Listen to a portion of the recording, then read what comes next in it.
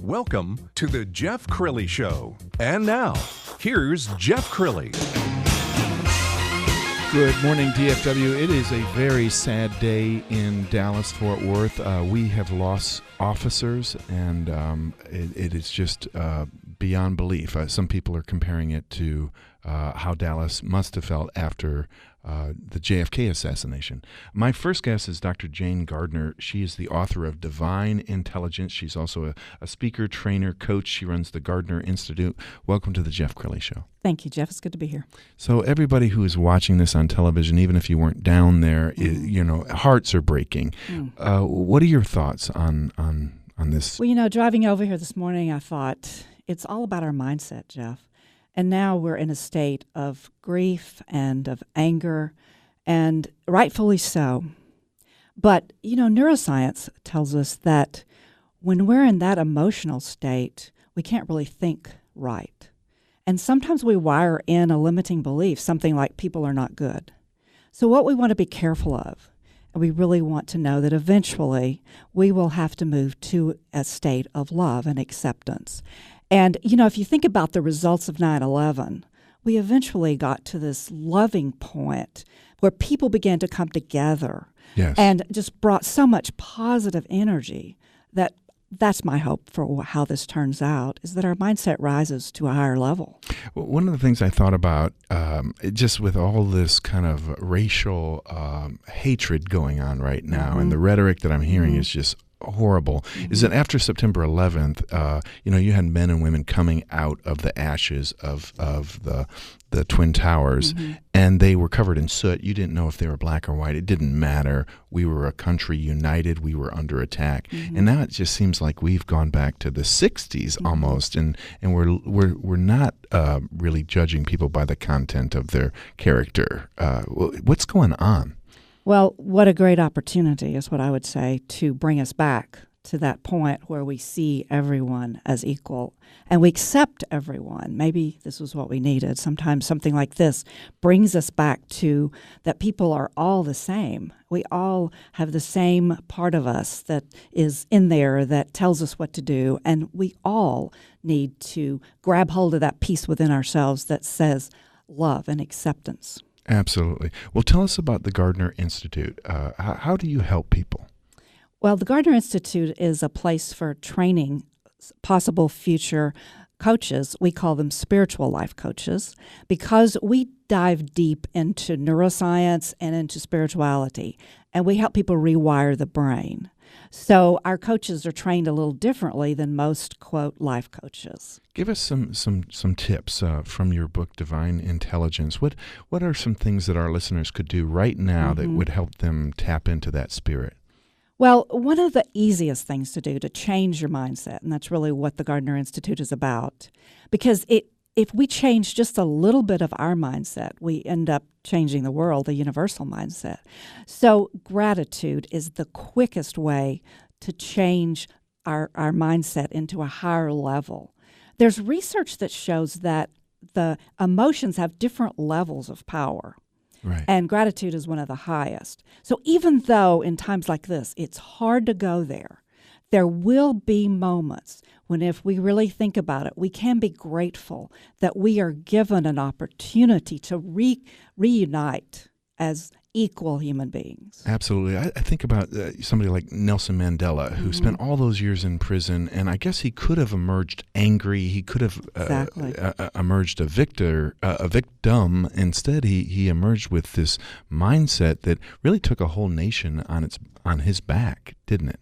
Absolutely. And really, that's what divine intelligence is all about, is that we each have the capability within us to go to a higher mindset, and that the world will be a better place when we do. It's kind of like a latent intelligence in us. I call it more of a infinite knowledge, because the word divine means infinite. Yes. And so I think of infinity as being able to think as high as we want to, and that you, whoever you are, can do anything with your life. My guest right now, Dr. Jayne Gardner. She's the author of Divine Intelligence. She's also a speaker, trainer, coach, and runs the Gardner Institute in Allen. Dr. Gardner, tell me about if you're around toxic people, whether that be at work or maybe relationships, you can start to practice divine intelligence and get distracted, can't you? Oh, my gosh. A couple of days ago, I had a meeting with someone that was so angry at me. And it's still a challenge, to keep that mindset of appreciation and acceptance, but you can do it. And it does. It takes a rewiring almost of the brain to get us to where we're not overcome by that negative emotion, because it brings us down if we're not careful to match that toxicity. So we have to really be able to aim that laser of light that we have within us toward a higher level of being. And we have to be conscious every second of what we're feeling and thinking. Do you sometimes have to drift away from people that you're close to if those people are causing you to stumble?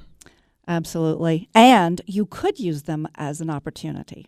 Okay. To practice your divine intelligence, to practice being more energetic than they are, being in a state of love and acceptance no matter what is being directed at you. That's the real test of life, isn't it?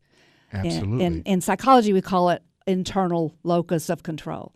And if we could all just maintain who we are, despite something like this that happens in the world, or somebody that we're sitting with that is angry and trying to pull us down, that's the key, is to maintain that sense of presence of who we are.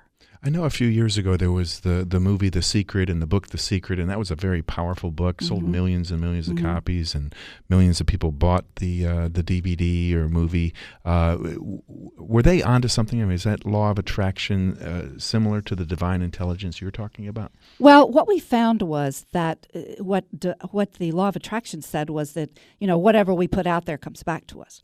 But I believe it's something even more powerful than that. I believe that it starts within us, and that we put out, it's up to us to put out this energy, this unlimited amount of goodness, and that we are the ones that then fire that energy off to that 0-point field, the science calls it, or to the mirror, and we initiate our greatness.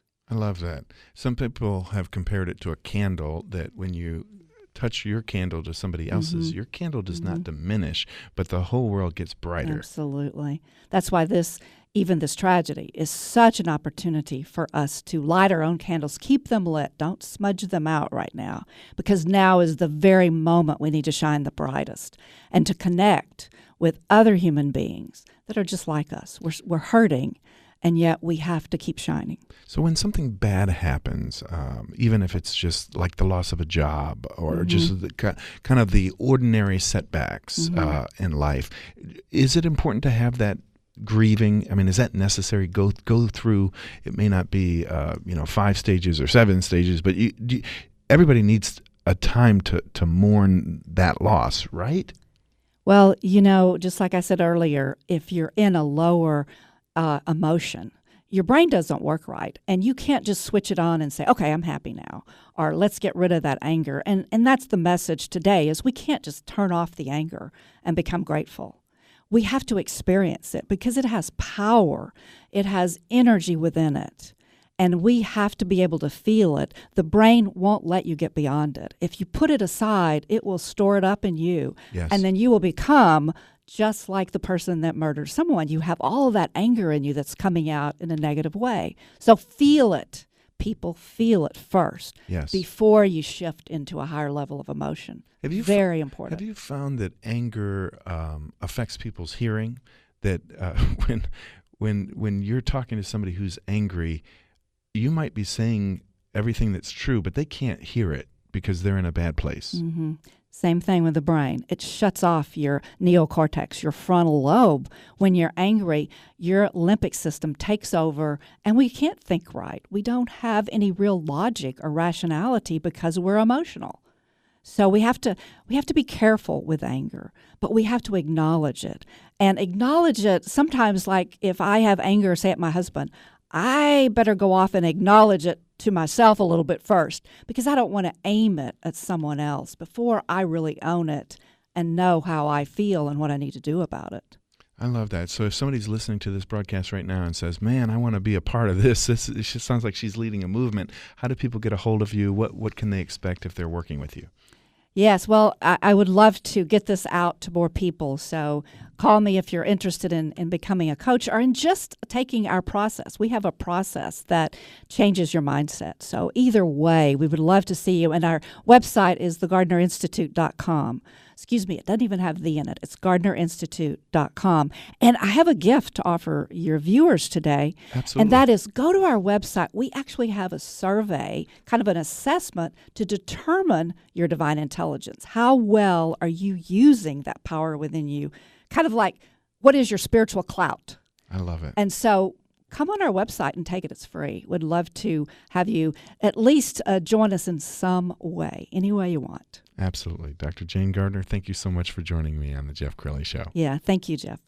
When we come back, one of the most inspirational people you've ever met. He made up his mind as a boy that he was going to do something special with his life. What he's doing now and how he's helping others discover their greatness just ahead on the Jeff Crilley Show.